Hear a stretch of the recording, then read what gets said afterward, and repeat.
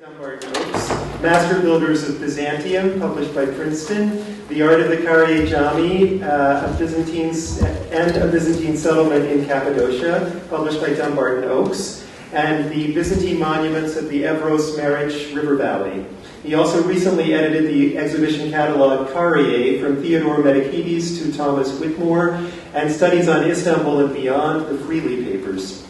He served as president of the U.S. National Committee for Byzantine Studies and as president of the Byzantine Studies Association of North America, and has held both Fulbright and Dumbarton Oaks fellowships as both junior and senior fellow.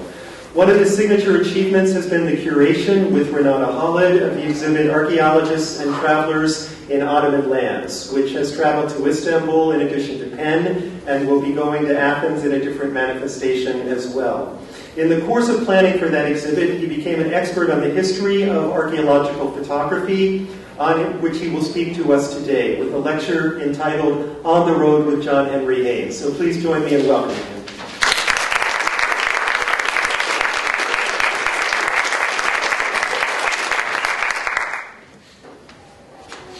Okay, we can have the lights off. Thank you, and thank you all for coming, particularly the people I don't know. This is a project that actually began in the archives of the Penn Museum, so it's really nice to speak about it here and to thank Alex Pizzati for all the help he gave me in learning about the history of photography and finding the photographs of John Henry Haynes. Well, every picture tells a story. Sometimes they tell more than one. Take this photograph, for instance. This is the Sultan Pod, a Seljuk monument on the road to Konya, built in the 13th century. We're seeing it from a high vantage point, at a dramatic angle. Its walls recede into space toward the horizon. It's set in an endless, empty plain. We see the arches receding into space in the covering the nave of the building. The vault has long since fallen. Faced with desolation on all sides, the photograph nevertheless captures all sorts of details that tell us about the former glory of this monument. We see the elegant Muqarnas vault over the entrance, now blocked. We see pilasters that are covered with elegant ornamental carving. On the roof of the building, almost unnoticed, we see a figure standing, dwarfed by the immensity of the ruin and by the vastness of the plain around him.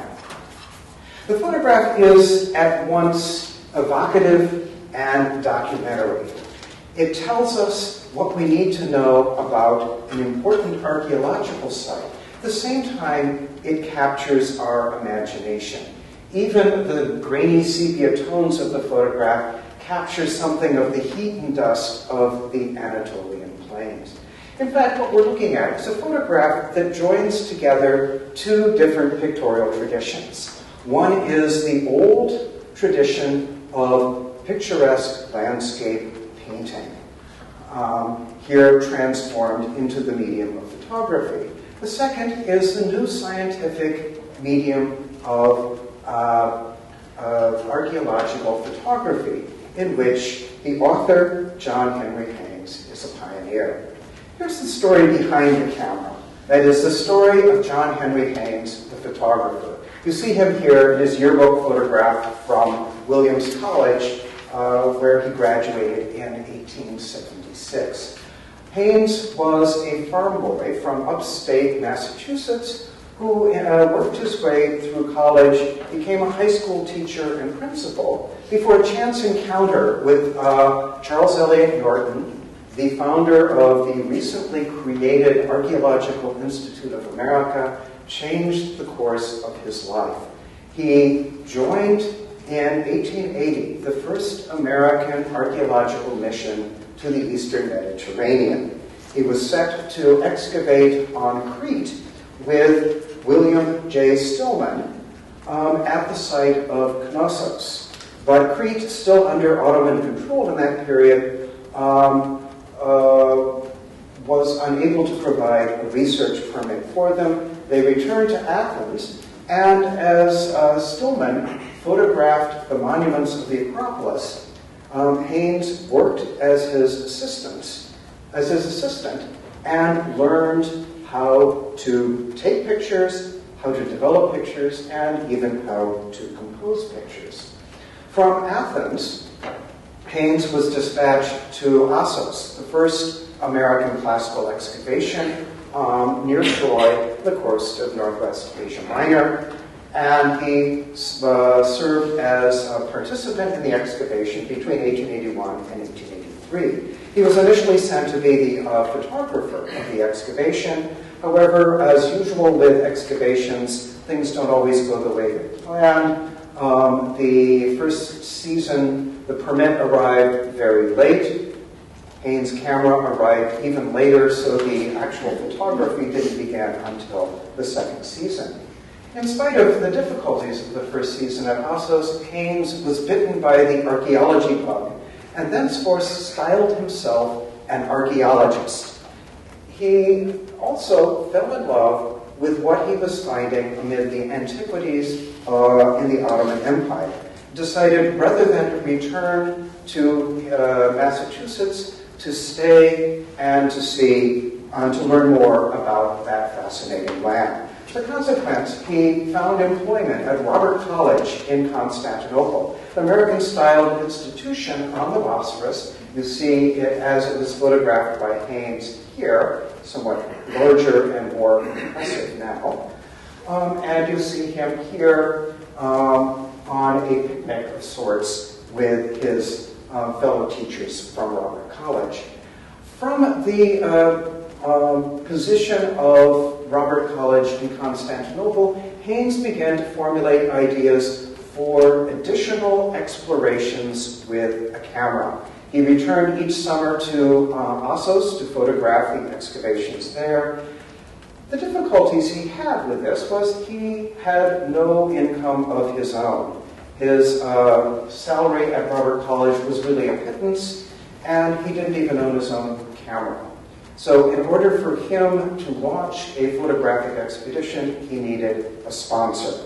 That sponsor came usually in the form of the Archaeological Institute of America or its members. In 1884, he was able to launch his first photographic expedition across Anatolia, traveling with the noted epigrapher John Robert Sitlington Sterrett, who was charged with recording inscriptions and Roman milestones as Haynes photographed the monuments. This took them deep into the heart of Anatolia and into Cappadocia, where Haynes was the first to photograph the scenic volcanic wonders there. A year later, he and Sterrett joined the Wolf expedition.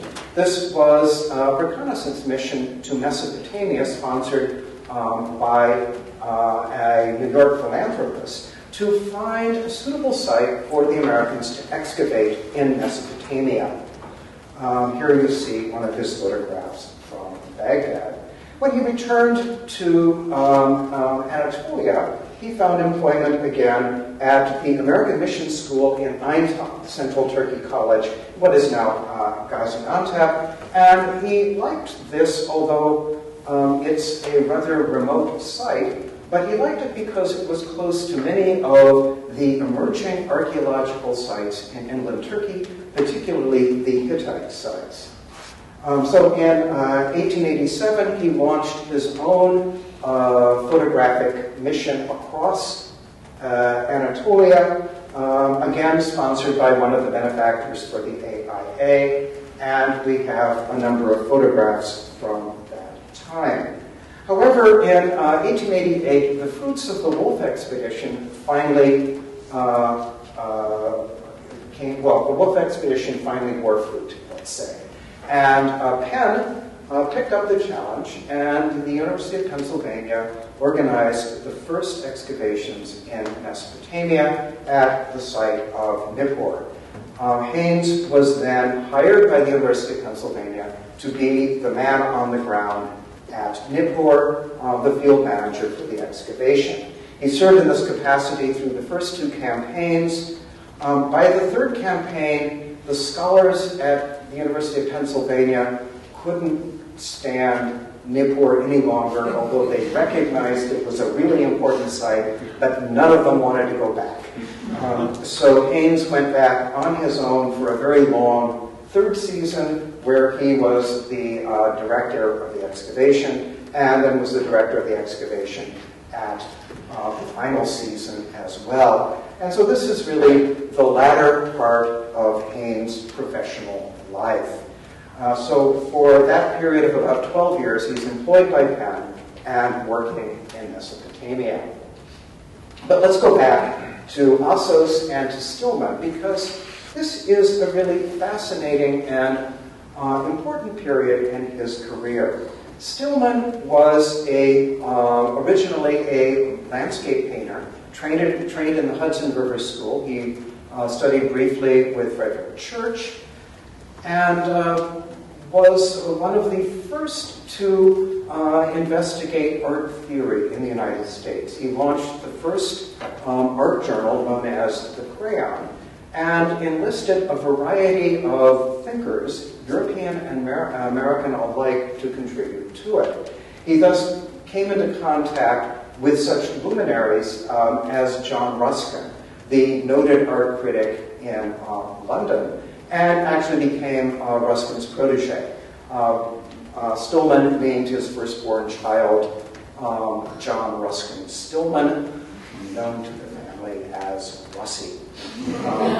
But more important than that was he understood the picturesque as it had been defined by Ruskin, and how he could apply the picturesque to the new medium of photography.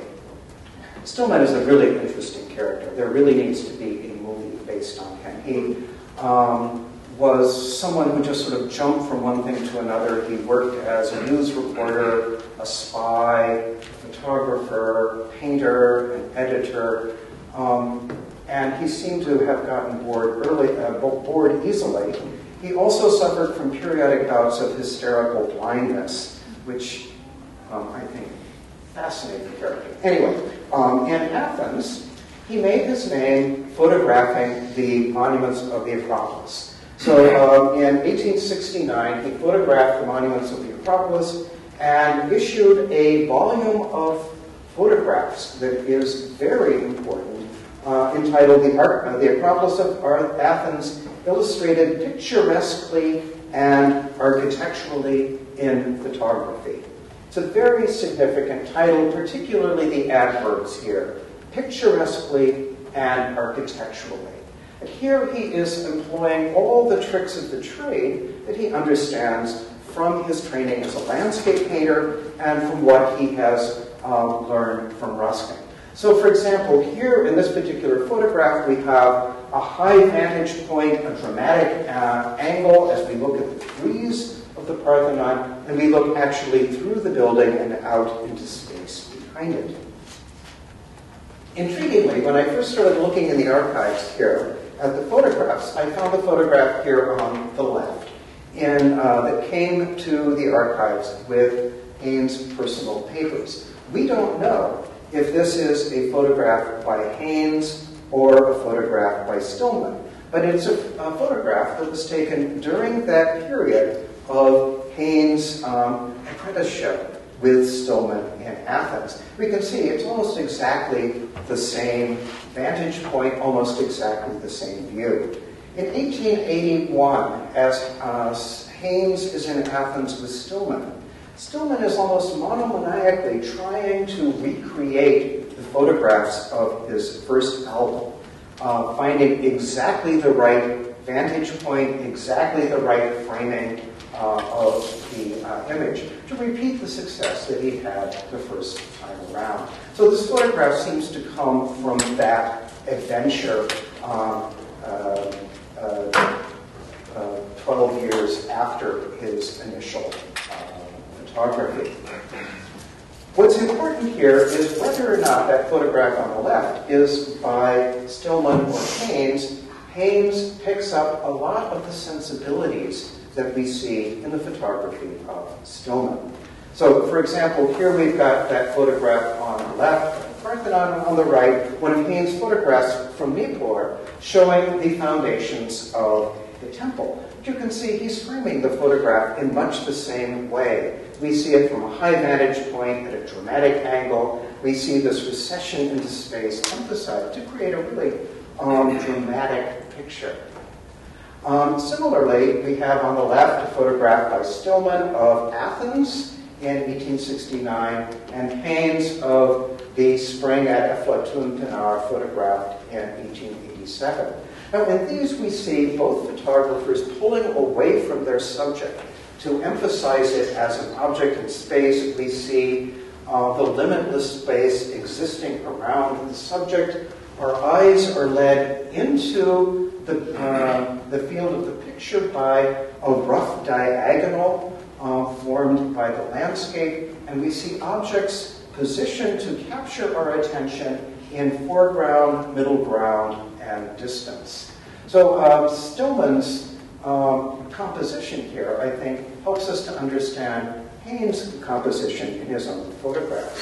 And even such things as contrasting solids and voids and dark and light in the photographs, we see Haynes picking up from Stillman. So Stillman's photograph of the Parthenon up above, ostensibly to show the curvature of the base of the building here, we see the massive solidity of the temple on one side and a view opening into limitless space on the other side. Haynes does very much that same sort of thing in view here of a Seljuk mausoleum in near Konya, or near Kayseri, the Sircala Kumbet, where we see the cylindrical mass of the tomb on one side. Other side, we have a view into limitless space with the frail tombstones of the cemetery contrasting with the solidity of the cylindrical tomb. Well, Haynes took these skills to Assos. And at Assos, we have many letters from him to Charles Eliot Norton, president of the AIA, mostly apologizing for the quality of his photography. He's really learning how to develop pictures on his own here, but we can see in the photos that come out of his Assos experience what he has learned compositionally from Stillman. Here, a view looking at Assos from the harbor, and the buildings of the harbor down here, these are the warehouses, and the American team rented 2 rooms in one of the warehouses where they lived for the duration of the excavation. The excavation is on the slopes and on the Acropolis rising up above in the distance. Here you see the view of the American excavation headquarters, enlivened with an American flag, Turkish carpets, a guitar, and a variety of other personal paraphernalia. This is one of those photographs in which Haynes is learning how to write backwards on the negative, something he didn't do very well from the Thebe quarters. And here's part of the team. In the center is the noted German archaeologist Robert Koldewey. And seated, I believe this is his friend Sterrett, wearing the boater here, seated at a village cafe with some of the workers. Here, a scene as they're retrieving elements of the frieze from the temple at Assos that had been built into the village houses. With this photograph and many similar photographs, this one here showing the excavation of the agora and the retaining wall of the agora, there's a sort of nobility to work in what we see in the photograph. In part because in order to get a good photograph, the workers can't be working. They have to stand perfectly still or they will blur in the photograph. So we get sort of monumental poses among the workers as we see them in the photographs. Sometimes Haynes does interesting things with his compositions that demonstrate that he's thinking about these not just as documentation, but that there is an element of artistry too. Here we see John Robert Sterrett sitting on the side of the road for no apparent reason. In fact, he is there as a compositional object in the photograph, balancing with the scrub trees and the distant view to Assos. When we see the American photographers represented in the photographs, this is Frank Bacon pausing in his excavation of the necropolis, we see them not as earlier photographers had represented foreign travelers, not as the Westerner who conquers or possesses the site, but rather as an archaeologist doing archaeology, not so much physically engaged with it, but intellectually engaged with it, pausing to contemplate what the site represents, to sort out what the excavation represents. There are a number of these really impressive contemplative photographs of the archaeologist at the site. This is, again, Robert Coldevet at the site, thinking about a Roman wall or a Greek wall behind him.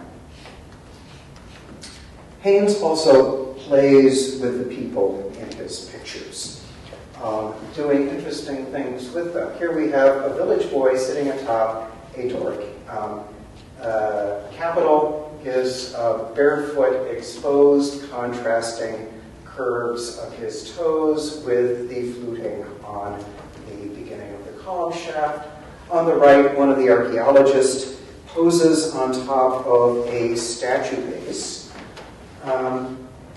Definitely not classical in his proportions, that particular archaeologist. It is sort of amusing. It gives a scale, but in these photographs, Haynes uses contemporary people as a sort of foil to the archaeology that he's photographing. We rarely see archaeology without some indication of the present in the photograph. That is, we're seeing not just the past as something distant, but the past as made present by the people in the photographs. Here, for example, in a view of the necropolis at Assos, he has a village boy in a hat peeking coyly from behind a wall. Now, what is the subject of this photograph? Ostensibly, the subject is the necropolis, but the boy here certainly competes for attention in the photograph. Modernity creeps into the photographs. And this one, where he has a rider on horseback pausing atop the early Ottoman bridge near Assos, giving a sort of nobility to the photograph, but also pulling the photograph into the present by showing somebody from the present in the ancient setting.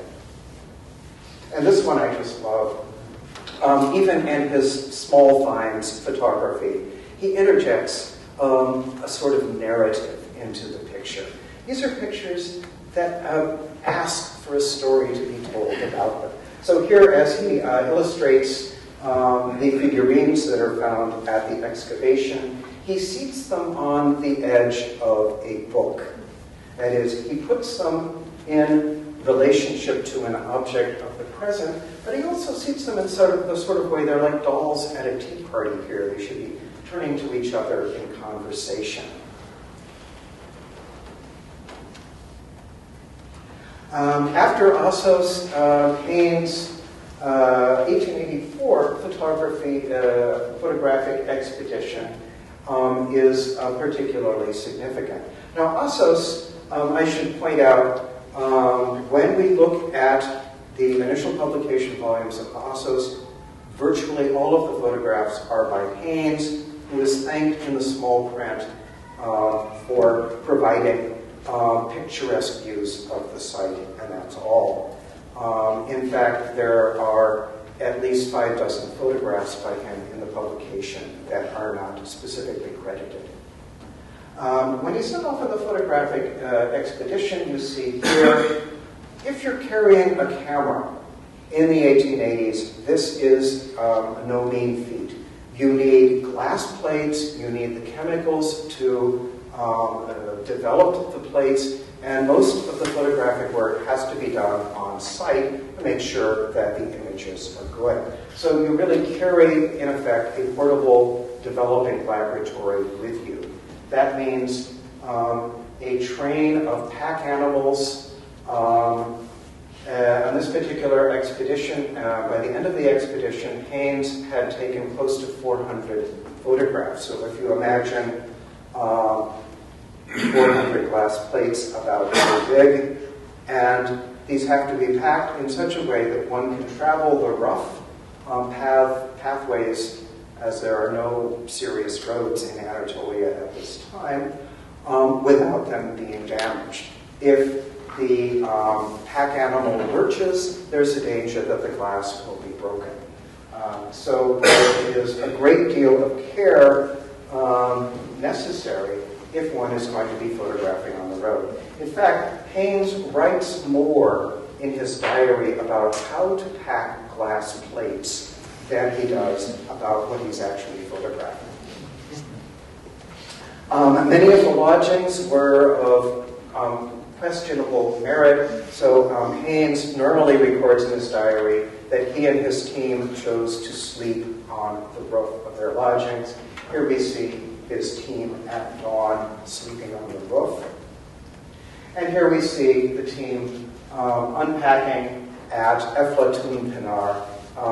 The spring is an important Hittite altar set in the back of the spring here. Haynes here does a rather interesting thing with the photograph, because we see not just the spring and the monument in the spring, we see his tent introduced into the picture almost as a foil for the monument behind it, the sort of the ephemeral temporality of the tent juxtaposed against the monumental permanence of the Hittite monument behind it. And then in front of that, we see scattered about the various crates and pack animals as his team unpacks at the site. It's an impressive, dramatic picture, a picture that shows us Haynes at work as a photographer. His notes from his two different visits to Eflatun Pinar are minimal. You see a page of his diary here. Virtually all he says is, took the photo and measured the huge pile, found it difficult to climb to the top and get down safely. And then he records the measurements of the individual blocks that make up the monument. He elsewhere notes that he had to set up his tripod in the freezing water of the spring in order to get the shape of the straight-on view that we see here on the right. And you can see one of his poor traveling companions standing very still in the ice-cold water as the photograph is taken. Once he had taken the photograph and climbed the huge pile and taken its measurements, he realized he didn't have all the measurements. And then realized that if he had taken the photograph without parallax, without any distortion, that he could scale off the measurements that he had missed from those he had taken. That is, he realized the photogrammetric potential of the camera. From Eflatun Pinar, his first mission went to Konya, and he may be the first photographer to document the Seljuk capital with its monuments of the 12th and 13th century. Here you see the royal mosque of Konya in the background, and in the foreground, the ruins of the Seljuk palace, including the kiosk you see rising up here, which has, since his photograph, been completely destroyed. Similarly, the view of the mosque that we see here, looking at it from a high vantage point, pulling away from the subject to emphasize its setting in space here. Now, anyone who has been to Konya will know it doesn't look like anything like this anymore. The minaret has collapsed, And what we're seeing in the background here are the remains of the fortifications of the city, which have vanished completely. So an impressive photograph visually, but also important documentation for the medieval history of the city. And from Konya, his expedition led him to Cappadocia and into the landscape where I am now working, which makes it all the more fun. Here you see his team stopping as they enter the rock-cut settlement area at Gurame. Haynes was absolutely fascinated by Cappadocia. His photographs are important for their documentary value. That is, they're recording monuments that have since deteriorated, as the complex known as the Bizirhane here, or here a tomb where we can see erosion of the monument. But Haynes was so excited when he arrived in Cappadocia, starting at the site of Selime. He was too excited to sleep at night. Of course, they're sleeping on the roof, and he writes, "Here with the bright moonlight to make night seem like day, one feels rather like studying and admiring these wonderful abodes of past generations, than like closing his wondering eyes in dreamy slumber, and yet it seems well nigh impossible to quiet one's excited feelings with such surroundings. Altogether, these rock formations and the multitude of excavated dwellings appear to me now to be the most wonderful thing I have ever been permitted to rest my eyes upon in all my travels, and among all the wonderfully interesting things it has been my good fortune to see in the land of wonders." He did not have a way with words. His writing never really evokes the poetry of his images. He was fascinated by Cappadocia. He took more than 100 photographs of Cappadocia in his 2 visits to the area, but lamented in his letters to his family that he was getting more of a reputation as a photographer than he wanted. The arduous task of developing photographs is really not easy. As he writes, it's making a drudge of him. And what he really wants to do is to become a scholar, like his friend Sterrett. And he writes, Professor Norton has urged him to write up some of his experiences for the American Journal of Archaeology. And he says he should either do this or give up forever his interest in archaeology. Sadly, that book or that article he meant to write never came to pass. However, from his 1887 journey across Anatolia, he published a folio of photographs. It appeared in 1892 to virtually no acclaim at all. I've only been able to locate 2.5 copies of it still in existence. 2 of them are at Harvard. The half is been taken apart and is in the photo collection at Columbia.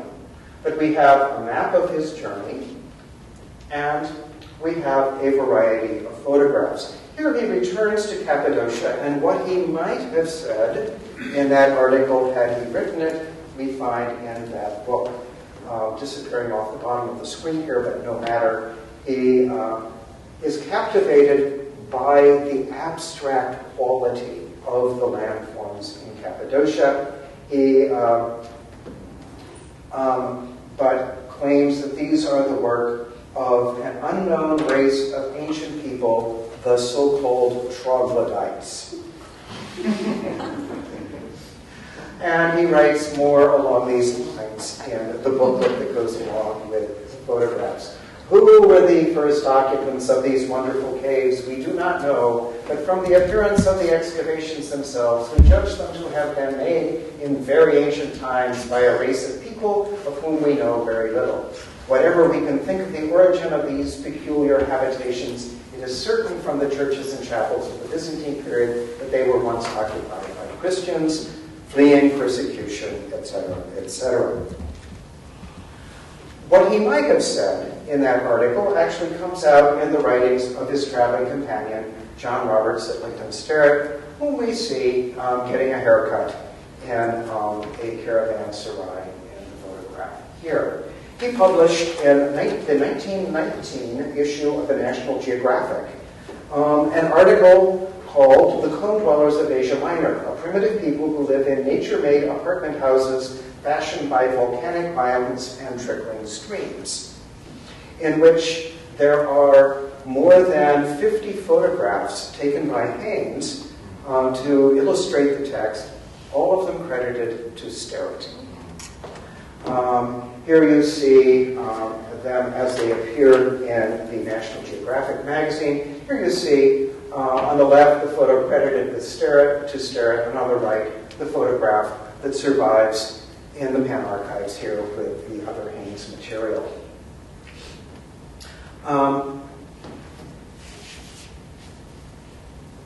He went from Cappadocia to Phrygia, where he found other cave monuments. Sterrett, who had also been to Phrygia, used frigid carved monuments like this as a point in which to push back the date of the monuments in Cappadocia. Sterrett, writing with Haynes' photographs in 1919, pulls out every ancient text from Diodorus Siculus onward to talk about the weird people of the south who live in caves, the Ethiopians and the troglodytes, and all of their curious habits. They make merry at funerals, they kill the old and the infirm, they run around naked, they drink blood, etc., etc. That is, he's a historian who relies on texts and doesn't know quite what to do with the landscape in front of him. So we, I suppose, can be perhaps glad Haynes never quite got to the point of writing that article. In his photographs, always what we're seeing is the intrusion of people in the photographs, and sometimes to comic effect, sometimes to pictorial effect. Here, for example, at Arslantash, one of the missionaries from Aintab, wearing a pith helmet, stands there looking sort of like a big game hunter with his prey. At Aslantash, near Malatya, the Hittite lions here, he sets against a rider from his party with a horse posed so that it reflects the pose of the lion monument in front of it. So mirroring the ancient elements with something modern. He does the same in here, a photograph of Zingerli, where for scale he leans his rifle against the orthostat. But if we look right behind the rifle here, there's a warrior holding a weapon that's shaped very much like his rifle. The rifle contrasts the modernity to the antiquity that he's represented. Actually, we know from the photographs that didn't work in the archives that he attempted to take a photograph with his guard posing with the gun next to the block. And the guard didn't realize that he had to stay still or he'd ruin the photograph. The guard moved, the photograph is smudged or blurred. But this is actually a much better photograph with just the gun and not the guard. Most impressive for me among his photographs were those at the site of Dindir Kilise. Here you see two of the many monuments from the early Christian period there, which he visited in 1887. His visit was very short as the caravan lacked water and food for the horses, and so they moved on very quickly with only a few photographs. But the site we know from Gertrude Bell, who visited it 20 years later, there must have been a major earthquake between the two visits because virtually everything photographed by Haynes had fallen by the time Gertrude Bell got there to do a documentation of the site. So here we see church number 8 standing almost in its entirety in Haynes. Very nice photograph. And here we see it in Gertrude Bell's photograph 20 years later. Haynes realized on this trip that he was falling behind his contemporaries because he lacked research materials and he lacked a library. He writes a poignant letter here to his friend, Brother Pete, at the Bible house in Constantinople asking to purchase a book, Hamilton's Travels in Asia Minor, saying, "It is worth more to me than just about any other book. I would give anything for it." I checked in what remains of the Bible house library. Haynes never got it. The book is still there. And this falling behind in scholarship is something that inflects the folio that he publishes. Now, Haynes sees photography as scientific documentation. While there's a great artistry to this photography, he often fails to recognize it. So the first illustration in his folio is this Hittite relief, which he presents and gives virtually no information about it. It's not a compelling photograph. If you only looked at the first photograph in the folio, you would probably walk right by and not purchase it. Similarly, he erects a scaffolding to photograph this particular Hittite relief straight on, but then doesn't really say anything about it in the caption to the photograph. With the photograph we started with from Sultan Pod, we can see how he is positioning his camera to get maximum information into the photograph. That is, we're seeing enough information here that we could begin to draw a plan of the site. It's a good documentary photograph as well as a visually compelling photograph. And when we turn to the interior photography that he took at the Sultan Pod, we can see a little bit of how he's thinking. Here we see dramatic view, recession into space, the exposed vaults and so on, and a single figure standing in the back of the interior there. Dramatic photograph, he doesn't use it. This one, even more dramatic, looking down from the roof through the broken vaults into the nave of the building. Again, it's a really dramatic photograph and one that he chooses not to include in his album. The one that he includes, this one here, is far less interesting as a photograph, but it includes more visual material. The same thing he does at the Seljuk tomb that I showed earlier. This is a really compelling photograph, dramatic contrast, and even picking his view so that we're looking through the doors of the mausoleum out into limitless space on the other side.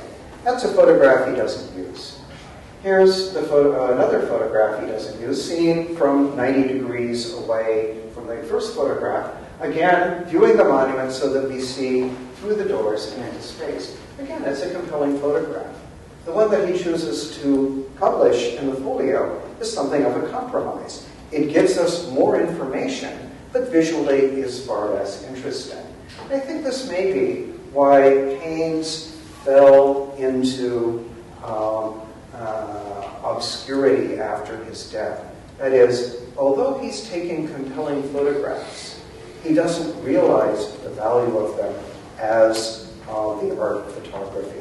Unlike Stillman, who published his folio of prints for their they were picturesquely and architecturally presented, Haynes is thinking scientific documentation of archaeology. Well, from 1888 onward, he is connected with Penn and the excavations at Nippur in southern Iraq. For those of you who have been to southern Iraq, and I don't suspect there are many of you here who have been, except Brian, not to southern Iraq yet. Okay. It is not particularly visually compelling, and it is mudflats, but Haynes really picks up the drama of the site. This photograph you probably recognize as it's hanging right outside the auditorium here, as he documents the excavations at Nippur. Nippur was a real struggle for Penn and a real struggle for Haynes.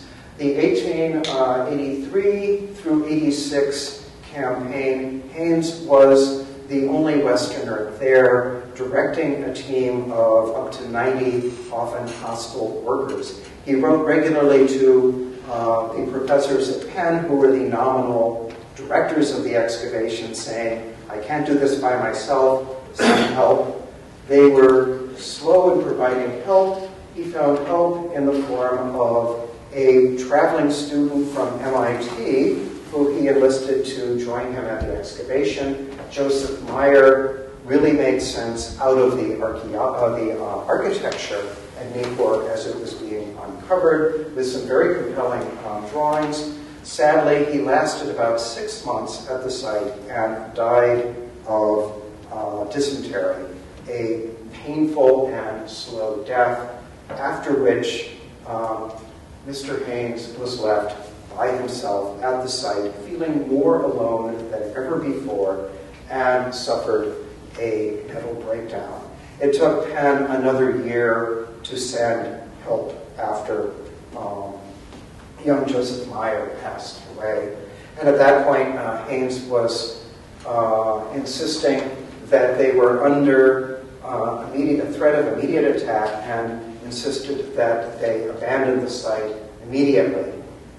Still, after a period of rest and recuperation in the United States, Haynes went back again to direct the final season of excavation.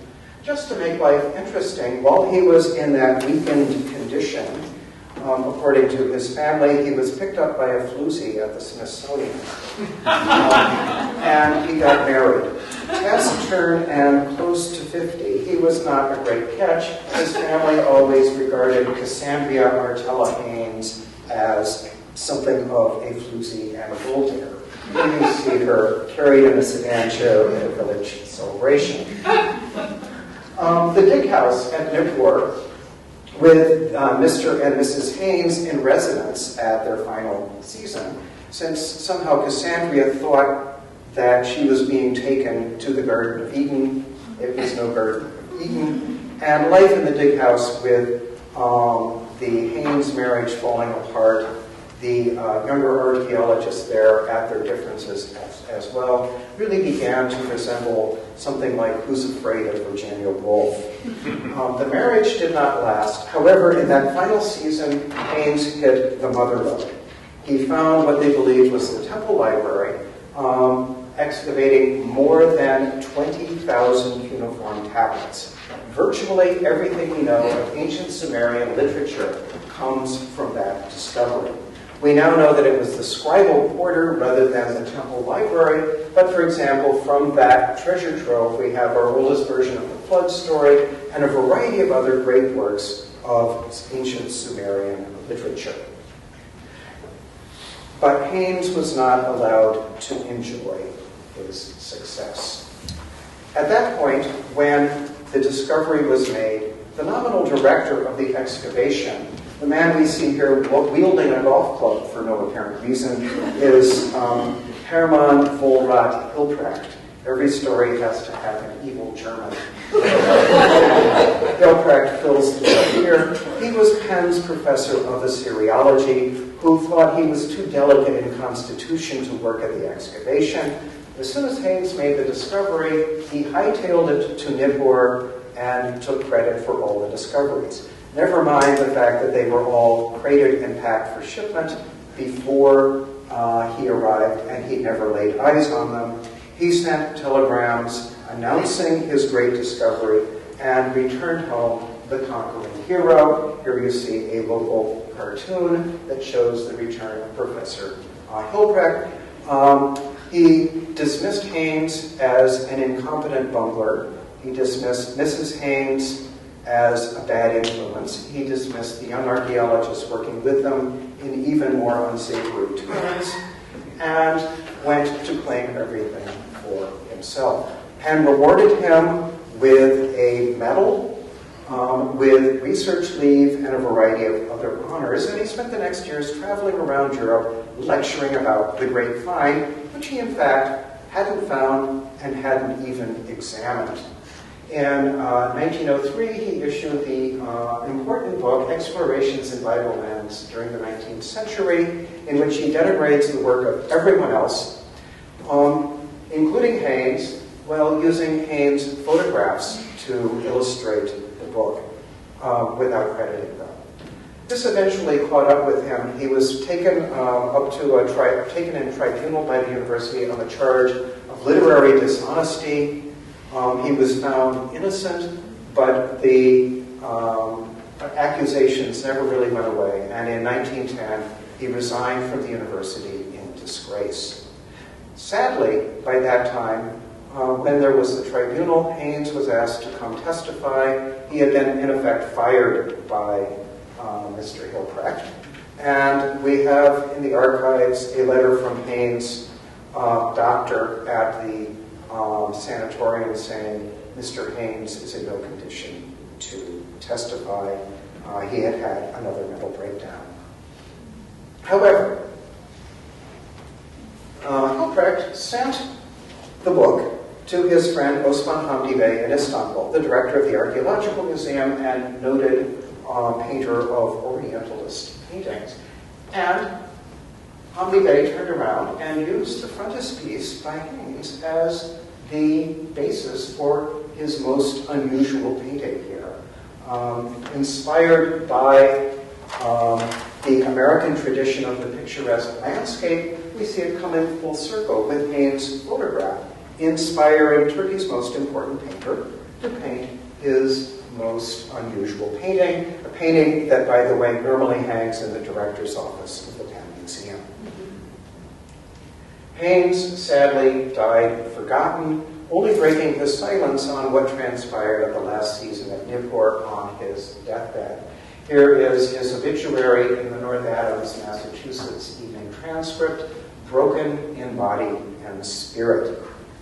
But I think it's good to review the life of Haynes and to understand what maybe he didn't fully understand, and that was his contributions to the history of photography. So rather than ending with him dead and forgotten, I think we should end with a happy picture like this of Haynes' work on site. And I like to think of this picture of the camp at Eflatun as a sort of self-portrait by Haynes. Here, as he photographed, like the photographs of the archaeologist at Assos, he is showing a photographer at work. He doesn't appear in the photograph, but we see all the mechanisms and all the materials laid out for his work here. So here we have John Henry Haynes, the forgotten father of American archaeological photography. Thank you very much for coming. I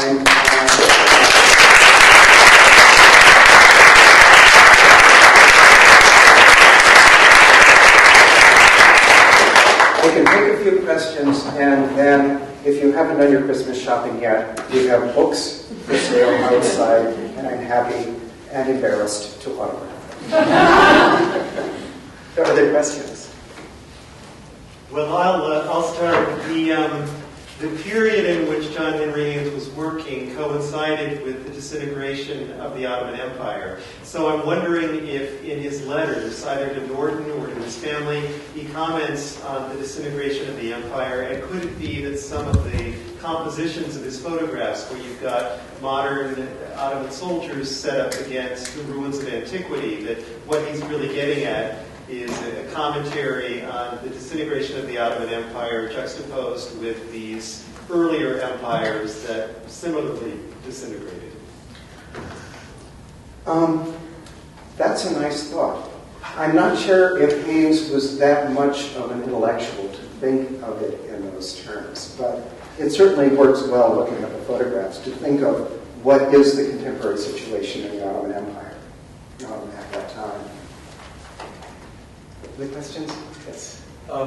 So one of the things you pointed out was that when he was taking these really striking photographs, he was doing very little description and contextualization of them. And I'm just kind of curious when in the history of archaeological photography it becomes fully integrated into the project of archaeological description. I think with Haynes, the short answer is I don't know. When we get the photographer documenting more fully, but we see at about the same time the Germans who are excavating will regularly have a photographer documenting their work. They're certainly aware of the possibility of photography as a part of the documentation process.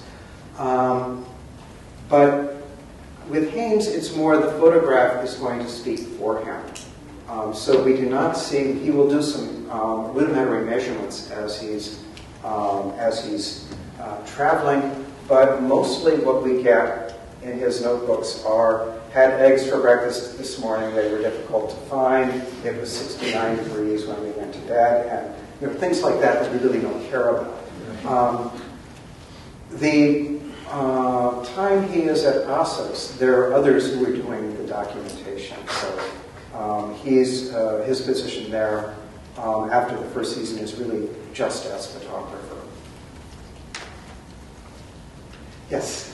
Thank you very much for telling us this very fascinating story. I was very impressed with the idea that he realized the photogrammetry, the potential of the photograph, and that he was able to scale down the measures. I was wondering whether we know if he was the one to do that, and whether if he took that further, and if you can see the use of that in other photographs of his. I don't think anyone ever picked that up.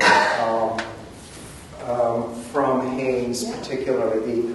The first person, I think, to notice it was Elvan Cobb, who was one of the students in the seminar where we first began looking at the photographs. But he does make a real effort when he's photographing, in many of them, to build a scaffolding so that he can look at the monuments straight on and get the undistorted view of the monument. So he's thinking in documentary terms as he's photographing. Yes? Do you know, did he know the work of other photographers who were working in, well, certainly in Greece and the Middle East, mostly maybe a little bit earlier? Trying to think. Sabah, the Bonfils. He did. And he certainly knew their work, because we have, from the materials that came to the Penn Museum with him, if I'm remembering correctly, Alex can correct me, photographs that he had purchased while traveling. So in addition to taking photographs, he's purchasing photographs. We have from Iraq, in particular, photographs that he's purchased from somebody who is apparently stationed in Baghdad as a photographer. So we also have evidence that there are a lot of photographs of Haynes that either don't survive or we haven't found yet. In the archives at Penn, we have his original list of captions for the folio that he published. But we also have a second list of captions for the second folio that he envisioned of monuments of Syria.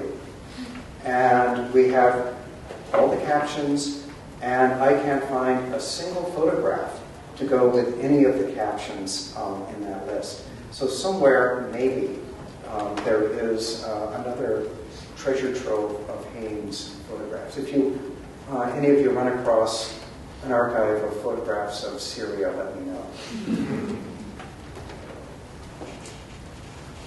Okay, well, thank you all for coming.